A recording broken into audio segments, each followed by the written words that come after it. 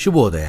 ಪುನರುತ್ಥಾನವು ಜೀವಂತ ನಿರೀಕ್ಷೆಯಾಗಿ. ಪೇತ್ರ ಮೊದಲನೆಯ ಪತ್ರಿಕೆ 1ನೇ ಅಧ್ಯಾಯ 3 ಹಾಗೂ 4ನೇ ವಚನ. ನಮ್ಮ ಕರ್ತನಾದ ಯೇಸು ಕ್ರಿಸ್ತನ ತಂದೆಯು ದೇವರು ಆಗಿರುವ ಆತನಿಗೆ ಸ್ತೋತ್ರವಾಗಲಿ.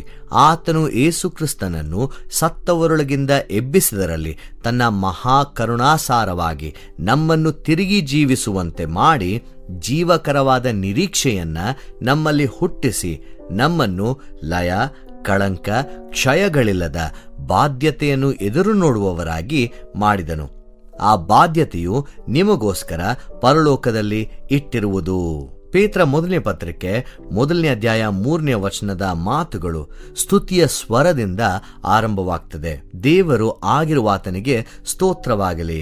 ಆತನು ತನ್ನ ಮಹಾಕರುಣೆಯ ಪ್ರಕಾರ ಯೇಸು ಕ್ರಿಸ್ತನ ಪುನರುತ್ಥಾನದ ಮೂಲಕ ನಮಗೆ ಜೀವಂತ ನಿರೀಕ್ಷೆಯೊಳಗೆ ಹೊಸ ಜೀವಿತವನ್ನ ನಮಗೆ ಹುಟ್ಟಿಸಿಕೊಟ್ಟಿದ್ದಾನೆ. ಇಲ್ಲಿ ಪುನರುತ್ಥಾನವು ಕೇವಲ ನೆನಪಿಸಿಕೊಳ್ಳಬೇಕಾದ ಒಂದು ಘಟನೆಯಲ್ಲ, ಅದು ಜೀವಂತ ನಿರೀಕ್ಷೆಯ ಅಡಿಪಾಯವಾಗುತ್ತದೆ ಎಂಬುದಾಗಿ ತೋರಿಸಿಕೊಡ್ತದೆ. ಈ ನಿರೀಕ್ಷೆ ಅಸ್ಪಷ್ಟವಾಗಿಯೂ ದೂರವಾಗಿಯೂ ಇಲ್ಲ, ಅದು ಸಕ್ರಿಯ, ಪ್ರಸ್ತುತ ಮತ್ತು ಜೀವನವನ್ನ ತಾಳುವ ಶಕ್ತಿಯಾಗಿದೆ ಎಂಬುದಾಗಿ ನಮಗೆ ತೋರಿಸಿಕೊಡ್ತದೆ. ಮಾನವ ಅನುಭವದಲ್ಲಿ ನಿರೀಕ್ಷೆ ಬಹಳ ಬಾರಿ ನಾಜುಕಾಗಿರ್ತದೆ. ಅದು ಪರಿಸ್ಥಿತಿಗಳಿಂದ ರೂಪುಗೊಳ್ಳುತ್ತದೆ, ಫಲಿತಾಂಶಗಳಿಂದ ಪ್ರಭಾವಿತವಾಗ್ತದೆ ಮತ್ತು ಅನಿಶ್ಚಿತತೆಯಿಂದ ಸುಲಭವಾಗಿ ಕುಸಿಯುತ್ತದೆ. ಪರಿಸ್ಥಿತಿಗಳು ಬದಲಾಗಿದ್ದಾಗ ನಿರೀಕ್ಷೆ ಕುಂದುತ್ತದೆ. ನಿರೀಕ್ಷೆಗಳು ನೆರವೇರದೆ ಹೋದಾಗ ಅದು ಸಂಪೂರ್ಣವಾಗಿ ಕುಸಿಯಬಹುದು. ನಮ್ಮ ಬಹುತೇಕ ನಿರೀಕ್ಷೆಗಳು ಕಾಣುವ ಮತ್ತು ಊಹಿಸಬಹುದಾದ ಸಂಗತಿಗಳ ಮೇಲೆ ಆಧಾರವಾಗಿರ್ತದೆ. ಆದರೆ ಈ ವಾಕ್ಯ ಹೇಳುವ ಹಾಗೆ ನಿರೀಕ್ಷೆ ಸಂಪೂರ್ಣವಾಗಿ ವಿಭಿನ್ನವಾಗಿದೆ. ಅದು ಮಾನವ ನಿಯಂತ್ರಣ ಮತ್ತು ಅನುಕೂಲಕರ ಪರಿಸ್ಥಿತಿಗಳ ಮೇಲೆ ಆಧಾರವಾಗಿಲ್ಲ. ಅದು ಈಗಾಗಲೇ ಸಂಭವಿಸಿದ ಮತ್ತು ಹಿಂದಿರುಗಿಸಲಾಗದ ಪುನರುತ್ಥಾನದ ಮೇಲೆ ನೆಲೆಯಾಗಿದೆ.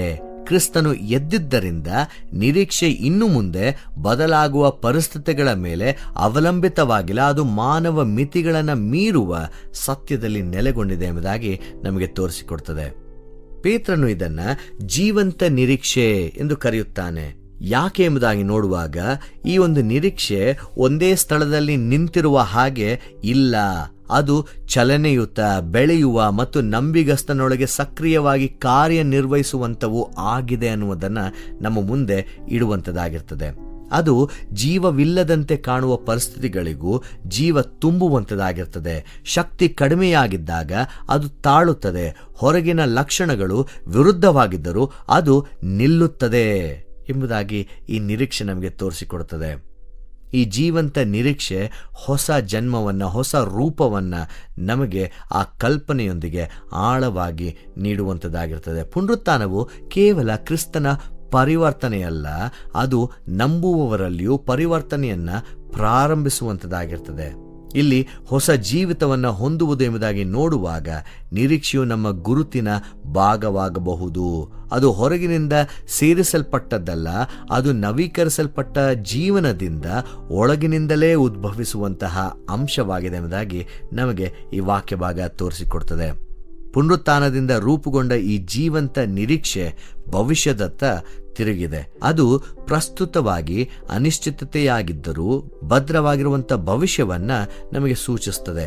ಆದರೆ ಅದು ನಮ್ಮನ್ನ ಇಂದಿನ ಸಂಕಷ್ಟಗಳಿಂದ ದೂರ ಮಾಡುವುದಿಲ್ಲ, ಬದಲಿಗೆ ಅವನ್ನು ತಾಳಲು ಶಕ್ತಿಯನ್ನು ನೀಡುತ್ತದೆ. ಪೇತ್ರನು ಬರೆಯುತ್ತಿದ್ದ ಪ್ರಾರಂಭಿಕ ಕ್ರೈಸ್ತ ಸಮುದಾಯಗಳು ಕಷ್ಟ ಮತ್ತು ಅಂಚಿನಲ್ಲಿರುವಂತಹ ಜೀವನವನ್ನ ಅನುಭವಿಸುತ್ತಿದ್ದಂಥವರು. ಅವರಿಗಾಗಿ ನಿರೀಕ್ಷೆ ಐಶ್ವರ್ಯವಲ್ಲ, ಒಂದು ಅವಶ್ಯಕತೆಯಾಗಿರ್ತದೆ. ಇದರಿಂದ ಈ ನಿರೀಕ್ಷೆಯ ಸ್ವಭಾವ ಇನ್ನಷ್ಟು ನಮಗೆ ಸ್ಪಷ್ಟವಾಗ್ತದೆ. ಇದು ನೋವನ್ನು ನಿರಾಕರಿಸುವುದಿಲ್ಲ ಅಥವಾ ಕಷ್ಟಗಳನ್ನು ನಿರ್ಲಕ್ಷಿಸುವುದಿಲ್ಲ. ಬದಲಾಗಿ ನೋವು ಅಂತಿಮ ಫಲಿತಾಂಶವನ್ನು ನಿರ್ಧರಿಸುವುದಿಲ್ಲ ಎಂಬ ಆಳವಾದಂಥ ಭರವಸೆಯನ್ನ ನಮಗೆ ನೀಡುತ್ತದೆ. ಪುನರುತ್ಥಾನವು ಭವಿಷ್ಯವು ಪ್ರಸ್ತುತ ನೋವಿನಿಂದ ನಿಯಂತ್ರಿಸಲ್ಪಡುವುದಿಲ್ಲ ಎಂಬುದಾಗಿ ಖಚಿತಪಡಿಸುತ್ತದೆ. ಪುನರುತ್ಥಾನವು ಇಲ್ಲಿ ಒಂದು ತಿರುವು ಬಿಂದು. ಅದು ಮರಣವಲ್ಲ, ಜೀವನವೇ ಕೊನೆಯ ಮಾತು ಎಂದು ಖಚಿತಪಡಿಸುತ್ತದೆ.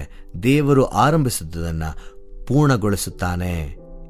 ಇದು ನಿರೀಕ್ಷೆಯನ್ನ ಕೇವಲ ಸಾಧ್ಯತೆಯಿಂದ ದೈವಿಕ ಕ್ರಿಯೆಯಲ್ಲಿ ನೆಲೆಯಾದ ನಿಶ್ಚಿತತೆಯಾಗಿ ಪರಿವರ್ತಿಸುತ್ತದೆ. ಪೇತ್ರ ಮೊದಲನೇ ಪತ್ರಿಕೆ 1ನೇ ಅಧ್ಯಾಯ 3-4 ವಚನ ಒಂದು ಬಲವಾದಂಥ ಸತ್ಯವನ್ನ ನಮ್ಮ ಮುಂದೆ ಇಡುತ್ತಲಿದೆ. ನಿರೀಕ್ಷೆ ಅನ್ನುವಂಥದ್ದು ಕಲ್ಪನೆ ಅಲ್ಲ, ಅದು ಎದ್ದಿರುವಂತಹ ಪುನರುತ್ಥಾನವಾಗಿರುವಂತಹ ವಾಸ್ತವಿಕತೆಯಲ್ಲಿ ನೆಲೆಗೊಂಡಿದೆ ಮತ್ತು ಆ ವಾಸ್ತವಿಕತೆ ಜೀವಂತವಾಗಿರುವುದರಿಂದ ನಿರೀಕ್ಷೆಯು ಜೀವಂತವಾಗಿಯೇ ಇದೆ, ಸಕ್ರಿಯವಾಗಿದೆ, ಅಚಲವಾಗಿದೆ, ಅದು ಹಾಗೆ ಉಳಿಯುತ್ತದೆ ಎಂಬುದನ್ನು ನಮ್ಮ ಮುಂದೆ ಇಡುತ್ತಲಿದೆ. ದೇವರು ನಿಮ್ಮನ್ನು ಆಶೀರ್ವದಿಸಲಿ. ಈ ಕಾರ್ಯಕ್ರಮದ ಬಗ್ಗೆ ನಿಮ್ಮ ಅಭಿಪ್ರಾಯ, ಸಲಹೆಗಳು ಹಾಗೂ ಯಾವುದೇ ಪ್ರಾರ್ಥನಾ ಮನವಿಗಳಿದ್ದಲ್ಲಿ ನಮ್ಮ ದೂರವಾಣಿ ಸಂಖ್ಯೆಗೆ ನೀವು ಕರೆ ಮಾಡಬಹುದು. ನಮ್ಮ ದೂರವಾಣಿ ಸಂಖ್ಯೆ 9960-260-6453. ನಿಮ್ಮ ಅಭಿಪ್ರಾಯಗಳನ್ನು ಇಮೇಲ್ ಮೂಲಕವೂ ನಮಗೆ ತಿಳಿಸಬಹುದು. ನಮ್ಮ ಇಮೇಲ್ ID info@fibaonline.org. ವಂದನೆಗಳು.